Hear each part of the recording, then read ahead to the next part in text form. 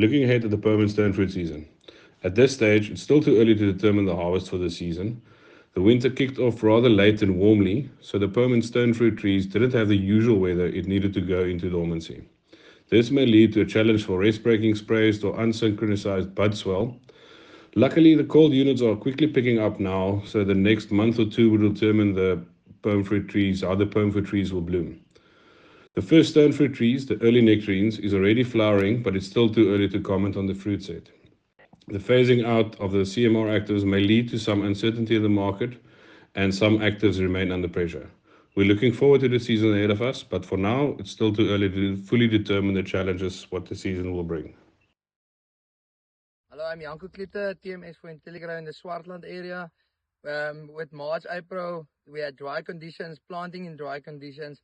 And in June, July, we had above average rainfall. In some places, that set new challenges for us for application on spray applications and fertilizer applications.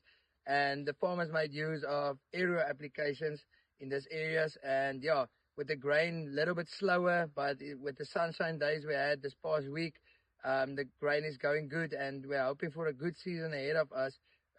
In September, we need to get a little bit more rain, to pull it through for us. So yeah, let's hope it's going to be a good season. Thank you.